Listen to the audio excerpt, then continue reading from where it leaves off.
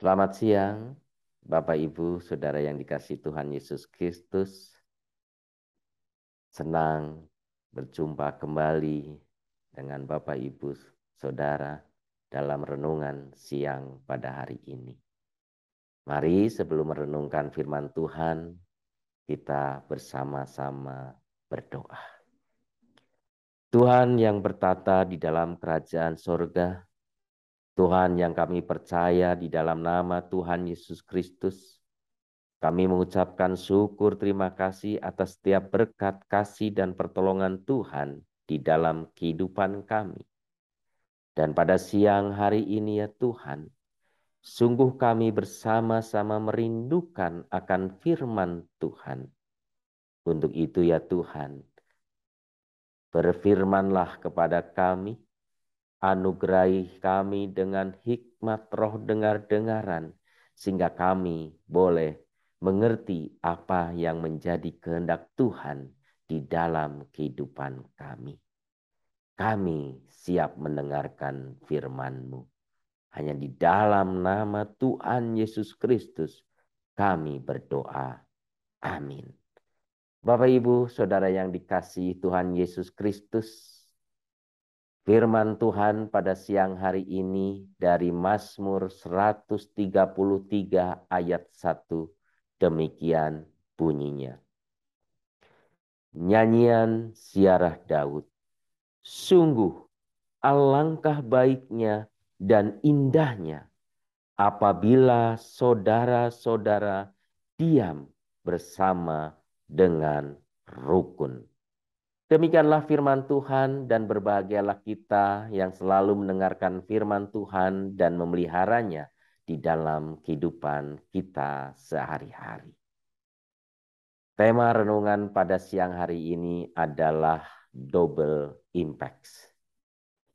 Bapak, Ibu, Saudara yang dikasihi oleh Tuhan Yesus Kristus, teks renungan siang ini Mazmur 133 ayat 1 mempunyai pesan singkat dan dibaca dengan pengertian berbaliknya adalah alangkah baiknya dan indahnya bila kita tidak bertengkar, tidak bertikai, dan tidak berbantah-bantah. Dan Allah lewat pemazmur sekali lagi ingin memberitahukan kita saat ini bahwa ketika kita berusaha dengan sengaja dan dengan sekuat tenaga untuk tidak bertengkar, ternyata memiliki dampak atau pengaruh ganda, istilah kerennya double impact. Apa itu impact atau dampaknya? Impact atau dampaknya bila kita berusaha tidak bertengkar adalah merupakan sebuah persembahan kepada Allah yang bernama kebaikan sekaligus keindahan.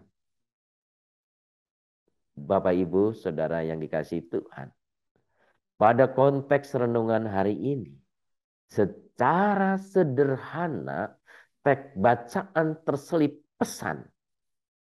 Ayat ini disampaikan khusus untuk kita, pengikut Kristus, yang ingin dan memiliki semangat untuk memberikan persembahan istimewa kepada Tuhan Yesus Allah kita, tanpa harus menyediakan anggaran atau dana atau materi yang istimewa atau besar.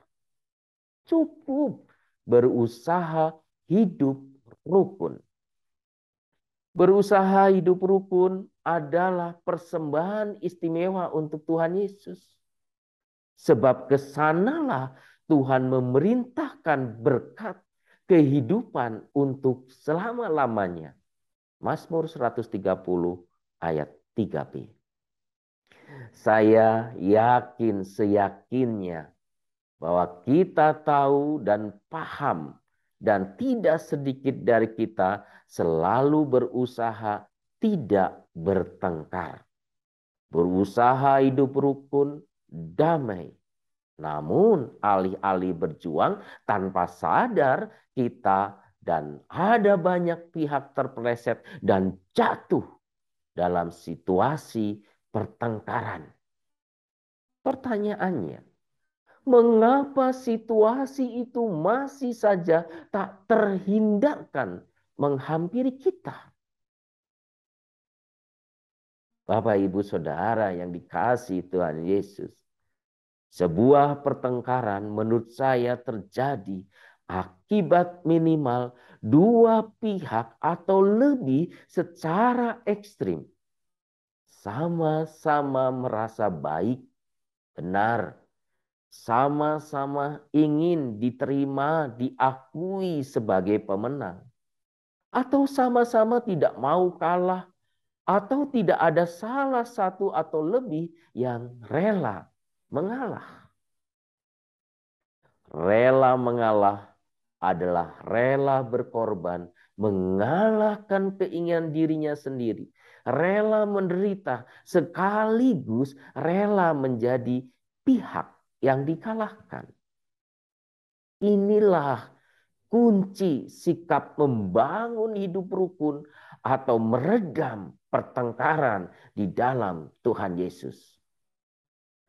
Panggilan kita sebagai pengikut Kristus untuk berusaha rela mengalahkan keinginan diri, didorong oleh contoh sikap Tuhan Yesus ketika ia berdoa di Taman Getsemani. Ia maju sedikit, merebahkan diri ke tanah dan berdoa supaya sekiranya mungkin saat itu lalu daripadanya, katanya, "Ya Aba, ya Bapa, tidak ada yang mustahil bagimu. Ambillah cawan ini daripadaku, tetapi janganlah ya apa yang aku kehendaki, melainkan apa yang Engkau kehendaki." Markus 14 ayat 35 sampai 36. Tetapi janganlah apa yang aku kehendaki. Yesus rela mengalahkan keinginan dirinya. Impact atau dampak dari sikap Tuhan Yesus ini bukan double tetapi multiple impacts dan abadi. Dalam memungkinkan kita memiliki iman, pengharapan, dan kasih, kebaikan, dan keindahan abadi bagi kita dalam karya keselamatan dan penebusan dosa kita saat ini. Bapak, Ibu, Saudara yang dikasihi Tuhan Yesus. Ketika kita dihadapkan dalam situasi pertengkaran, atau saat kita berusaha memadamkan sebuah pertengkaran, tidak lagi mengatakan, "Anak-anakku, stop, jangan bertengkar. Karena pendapatmu baik semua atau kalian di pihak yang menang semua." Tetapi perjuangkanlah, tanamkanlah sebuah motivasi untuk mereka dan kita untuk siap menjadi pihak yang selalu rela mengalahkan diri sendiri. Belajar seperti Tuhan Yesus yang sudah rela mengalahkan keinginan dirinya. Bapak, Ibu, Saudara yang dikasihi Tuhan.